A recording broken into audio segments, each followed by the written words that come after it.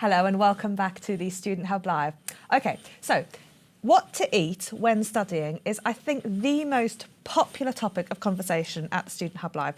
And the other day I was doing an event with this sport and fitness team, and I thought, hey, we've got some amazing people here who know all about nutrition and sleep, so I've invited two of them to come along and answer all your questions for once and for all about what we should eat while we are studying. Now, I know there'll be a lot of chat going on. We've got some widgets for you. Top 3 foods for studying. If you can only think of 1 or 2, just put a full stop in and then your results will submit. When you're stressed, do you reach for the sugar, choose carbs, eat healthily, snack or eat fatty foods?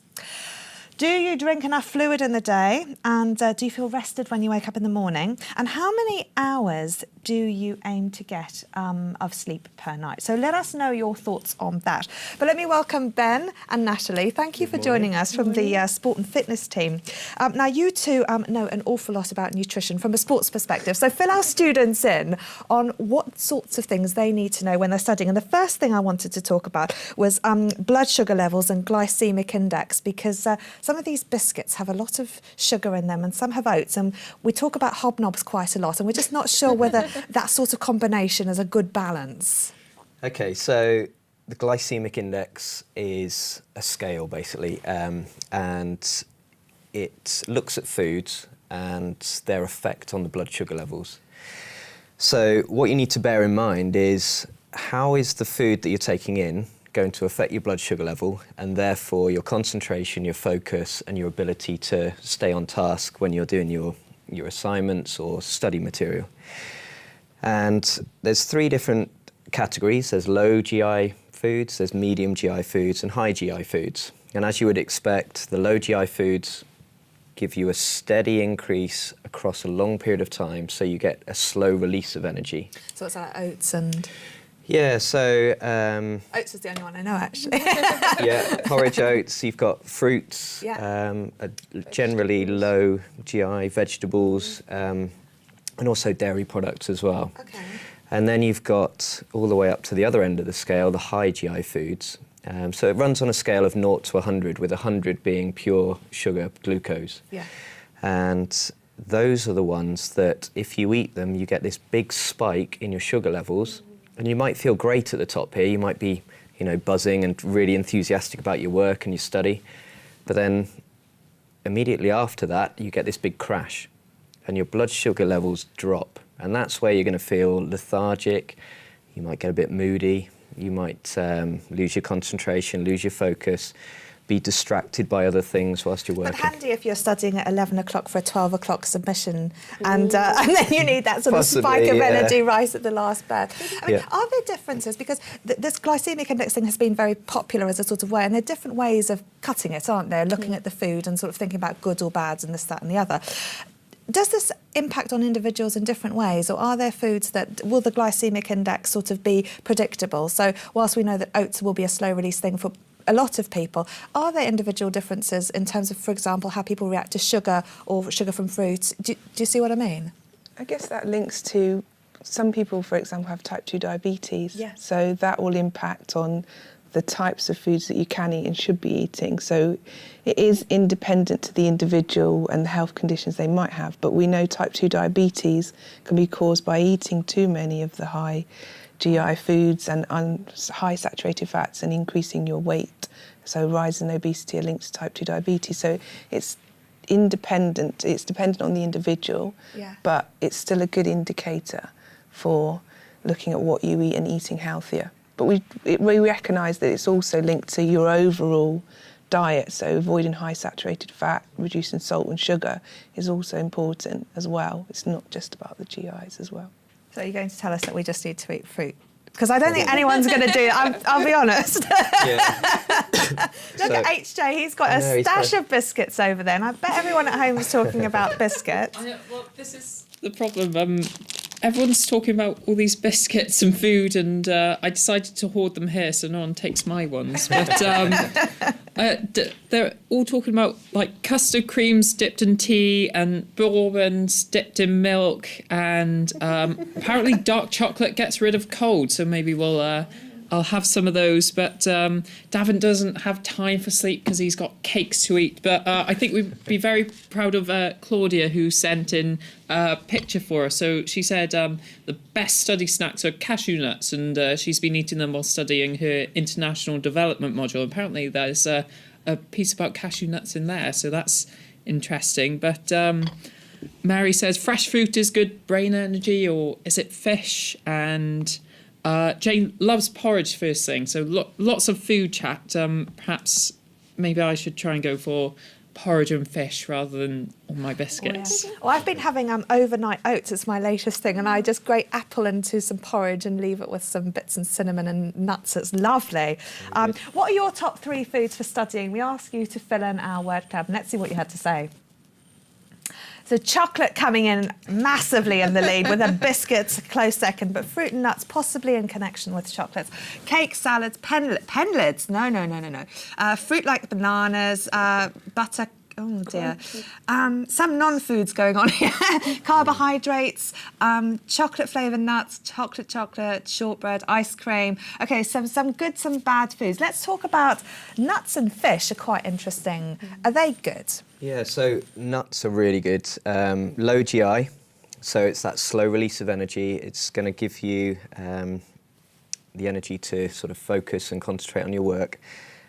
Seeds as well. Yeah. So but just then I snacking. have nuts by my desk. I've got quite a big jar of nuts. It's important. And I looked at the fat content on the nuts, and I stopped eating the nuts But because there's they're good really fats. high in fat. But Is it? yeah. So tell us the difference between good and bad fats then. So you've got saturated fat and you've got unsaturated fats. Right. And you've also got trans fats. So you've got the good, the bad and the ugly. So saturated fats are the bad ones that can build up cholesterol, and that can lead to things like heart disease later on in life if you eat sort of large amounts of them. Yeah. But in nuts and seeds, you've got the good fats, which can actually promote the breakdown of cholesterol.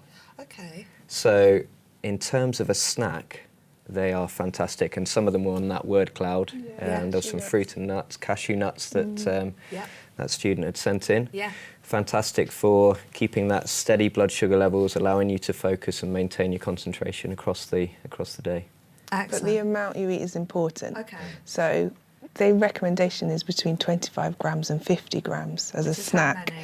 many? Handful, Yeah, maybe not okay. not a big handful, Yeah, a little yeah. handful, Yeah. but not eating the whole bag. And also, some nuts we have to remember are coated in sugar. Yeah. Some are salt. Some are coated So- in chocolate, like Yeah. Brazil nuts. So you want the unsalted Yeah. nuts as well when you pick them. The ones covered in salt or flavourings, generally you're adding more into it, which you want to avoid. Okay, so nuts are a good sort of snack on the desk for studying. Fish, not so good for snacking at the desk. Maybe Not something really. to sit down and eat elsewhere. Yeah.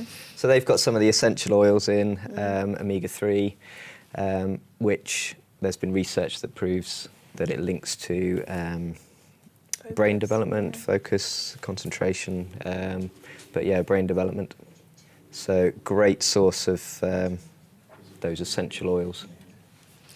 Now, some fish, though, have higher levels of omega-3, don't they? Like, there's some things that are better for you or worse for you, like oily fish. Tell us about those. Yeah, so it's the oily fish that have got those higher levels of omega-3 in the fish. Yeah. So it's better to opt for those ones. And again, like Natalie said, it's about choosing the right method of cooking them. Yeah. So those deep fried fish, Not so good. not so good in terms of your overall health. Yeah. And that's going to have an impact upon how well you study as well. Yeah. Now, when I'm really stressed or have a lot to do, my husband makes me these amazing fish dishes with kale and things, which are amazing and make me feel so much better. When I'm on my own, I cannot be bothered to do anything like that myself, and I'll often just have something like soup or this, that and the other.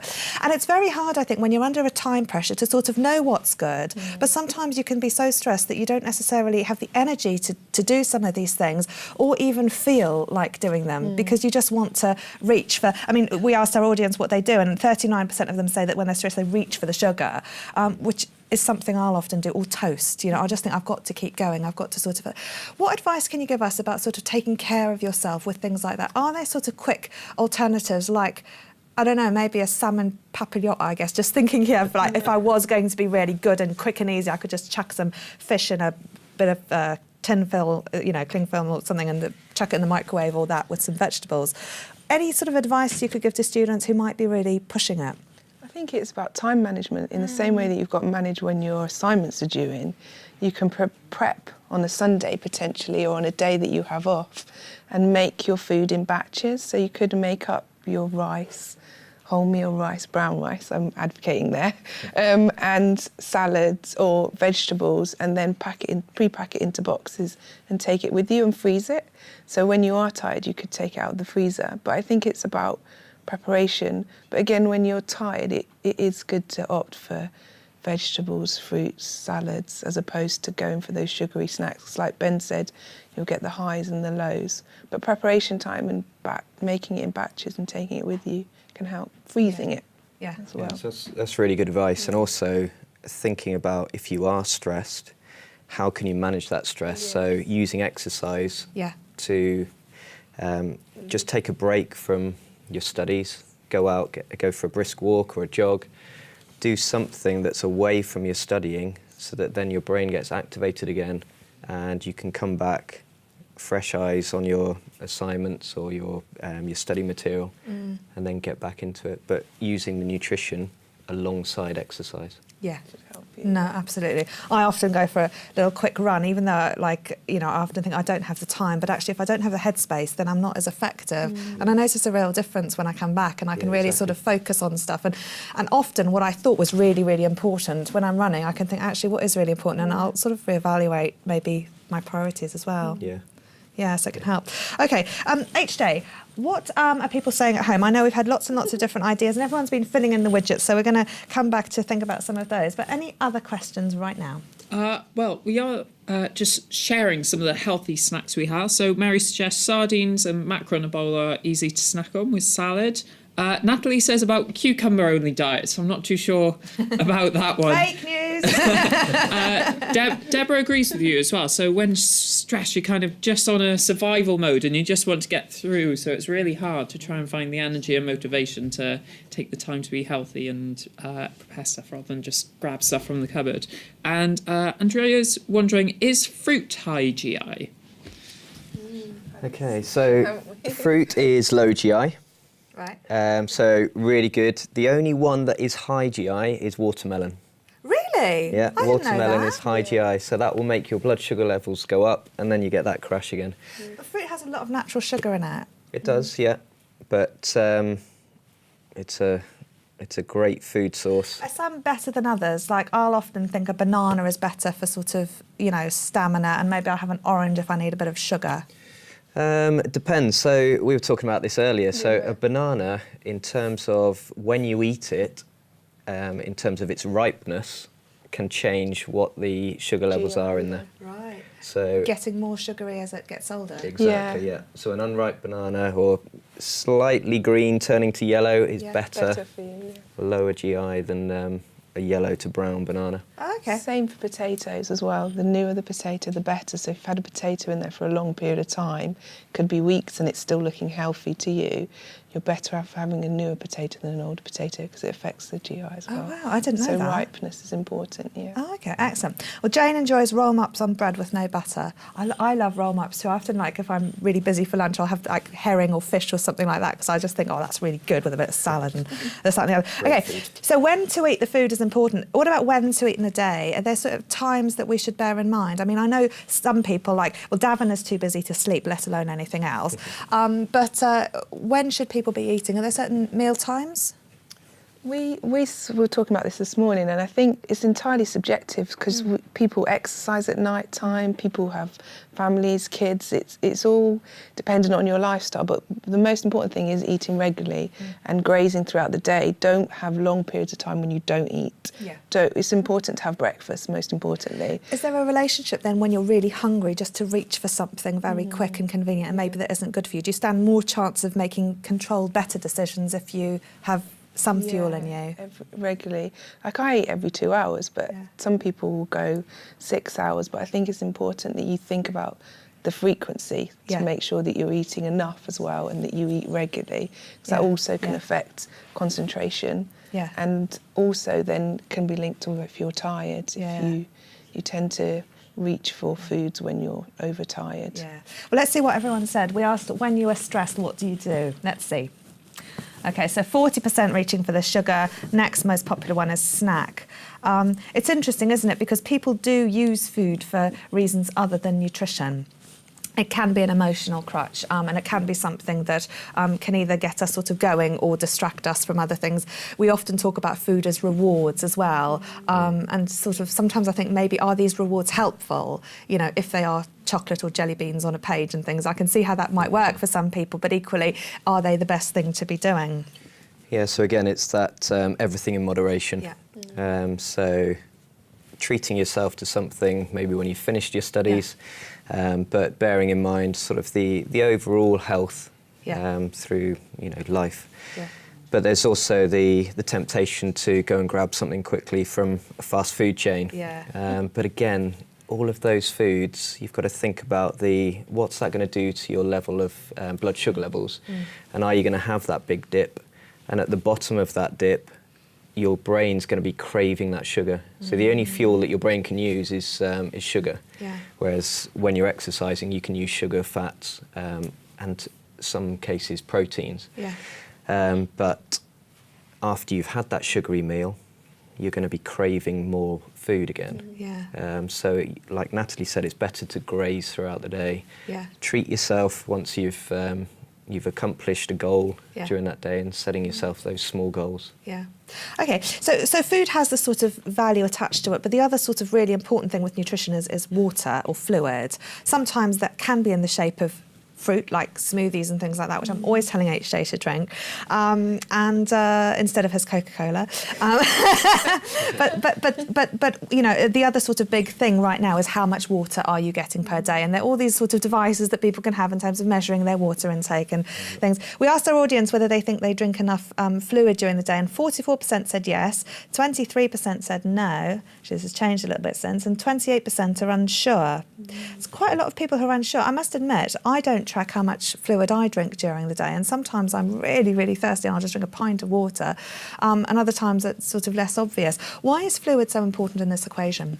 Okay, so there's a couple of things here. There's a bit of a myth that you need to drink 2 litres of fluid every day, or 2 litres of water every day, and that's not actually scientifically backed up. So Fake news. It's We know fake all news, about that. yeah, We'll do yeah. that on our prompt framework. Don't worry, we've got this sorted. There's also other research out there that shows that if you get, let's say, 4% dehydrated, your performance, your mental performance can actually drop by up to 25%. So hydration is really important, but it's not a case of just drinking 2 litres and then saying, right, I've had enough. Actually, some individuals might need a lot less than that. But other individuals might need a lot more, and it depends on things like activity levels, How much you sweat as well, sweat rates, perspiration rates, and what types of drinks you're consuming as well. So HJ with his cola is going to be needing a lot more fluid to replace the fluid that he's losing through drinking that sugary fizzy drink. So how do you know? So there's a couple of ways of measuring or monitoring this. The easiest one is when you go to the toilet, just have a quick look at your urine colour, and it should be clear, not through to the sort of yellow, dark brown. Okay. And that's when you know you're dehydrated. Okay. And is it true that sometimes you're hungry but you're actually thirsty? Can be, yes. Yeah, and also you need to aim to 6 to 8 glasses on average a day. Yeah. Like Ben said, the 2 litres thing is dependent on who you are, how much you exercise, what you're doing in the day. So if you use that as a tool, that can help you. But then and also you don't want to get to the point where you're really thirsty. If you're really thirsty and you've got to drink the pint of water, you know that you've not drunk enough. Yeah, And then that can then be linked to being hungry. Yeah. But also importantly, it's looking at what those 6 to 8 glasses are. That does not include alcohol. Oh, wow. That does not include. The recommendations, particularly in the Eat Well Guide 2016, is that fruit juice, for example, you should only have 150 millilitres of fruit juice. So a glass of juice, you want to avoid that because that's got more sugar in it. So it's looking at what those drinks are as well. I think it's important. So think about those 6 to 8 glasses. That can include milk. We have to talk about coffee and tea in this equation because where there are biscuits, there is often something to dunk them in. And there's been quite a lot of stuff. Actually, I've been watching on social media. There's been a lot of stuff on caffeine lately. So talk about this caffeine injection that sort of happens in certain types of fluid. That can be a real boost at times for some people. For some people it can't be. And of course it impacts on sleep, which we're going to go and talk on in a minute. But what can you tell our audience about the importance of caffeine in a dietary So caffeine's really, context? it is actually really helpful. Yeah. If it's used in the right manner and at the right times during the day.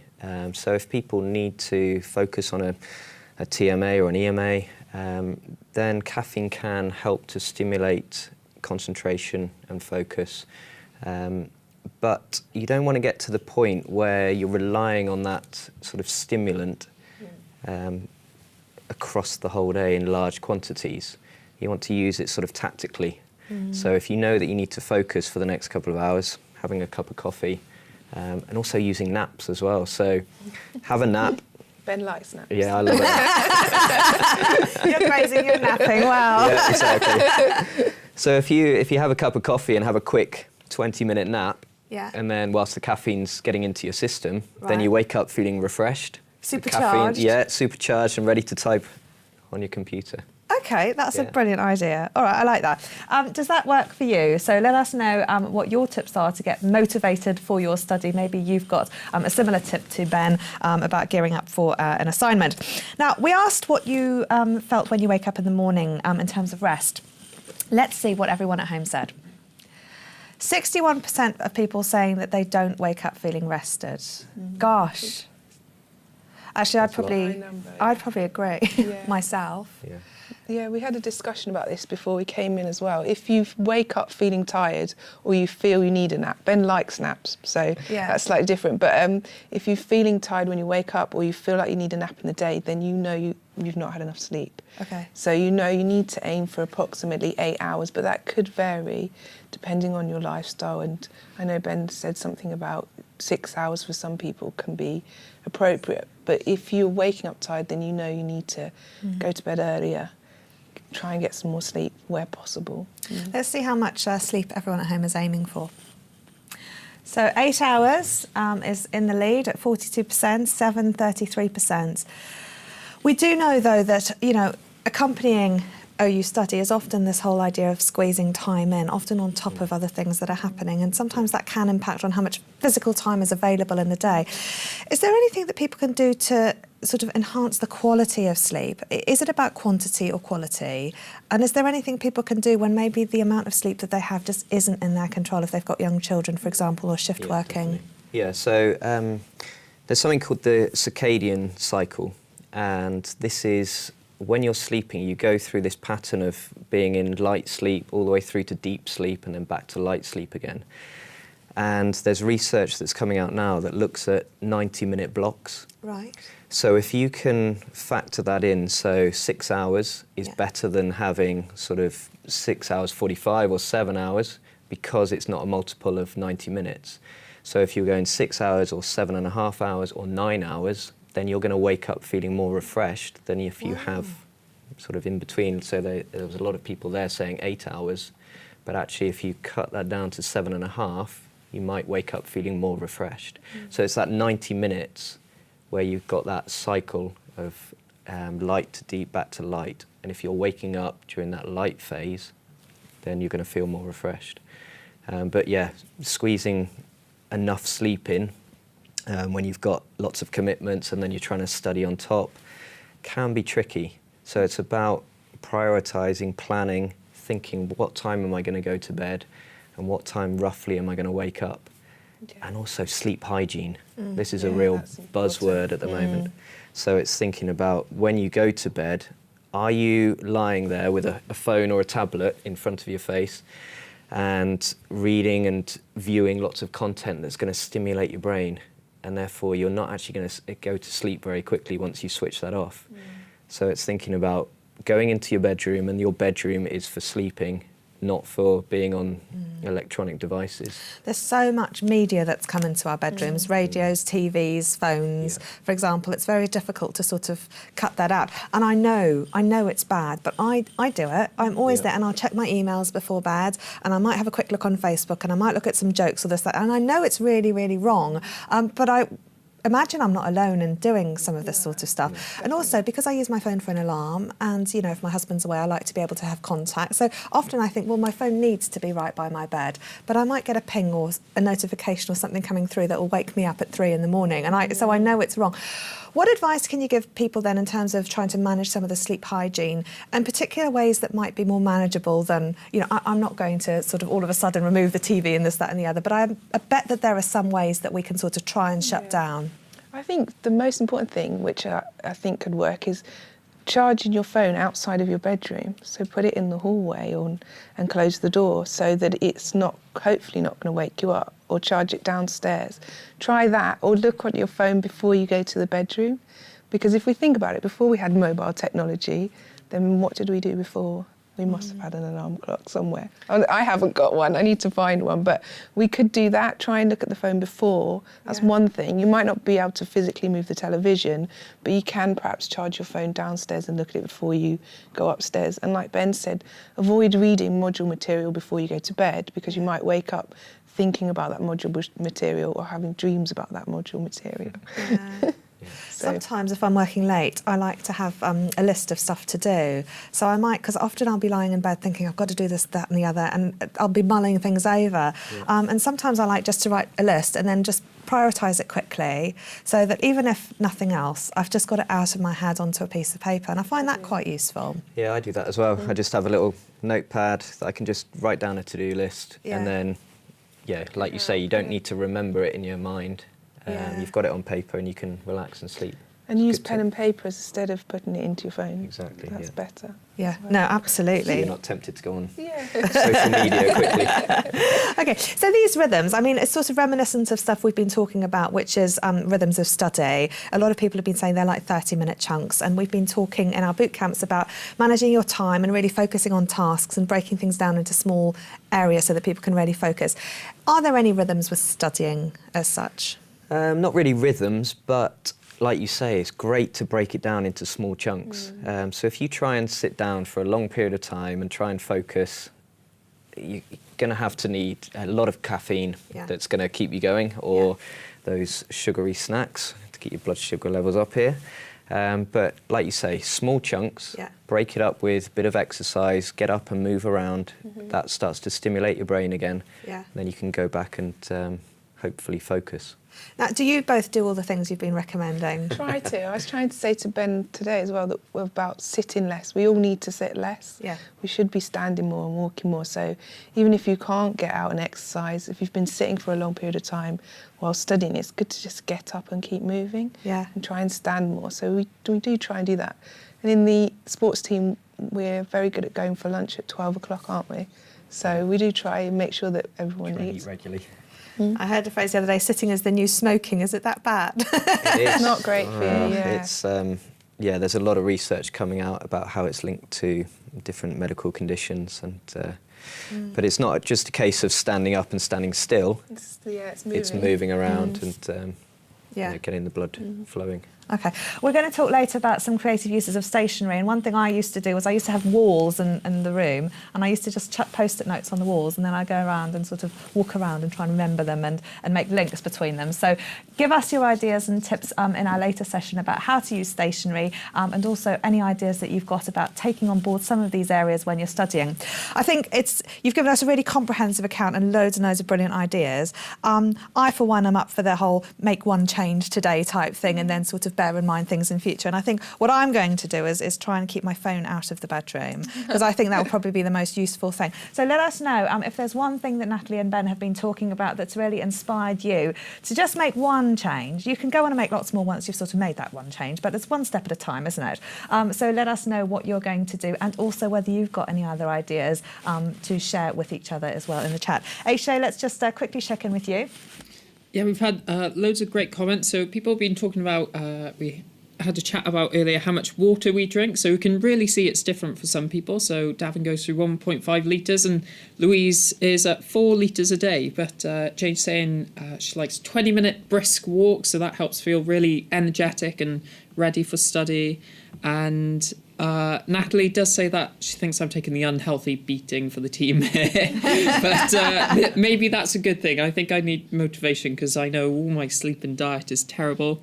Louise started to knit before bed because it's really relaxing. So maybe a way to get away from the screen and focus on one small task.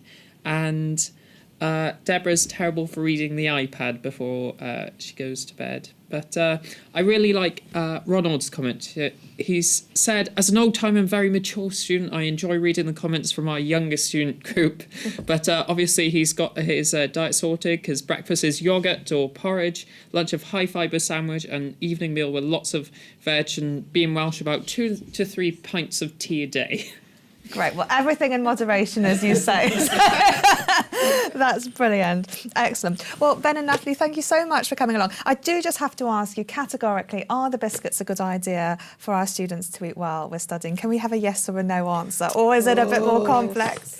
I love a biscuit, but if I'm going to be sticking to my word, nuts and seeds, dry fruit. Definitely, I go with that agree, option. yeah. But treat yourself every now and again. Don't be too hard on yourself. Yeah. One biscuit, but not the whole packet. Yeah. Not like H-J. Not like HJ. All right, yeah. OK, everyone at home is really on HJ's site. Excellent. Thank you so much for coming along today and for sharing that. We're going to have a little video break now. We're going to take a quick campus flyby, and then we're going to show you a rave we did in the library a couple of years ago at the Student Hub Live, and then you can join me for our next session, which is all about supporting you in your studies, where we have Lee and Karen from the student support team. See you in a minute.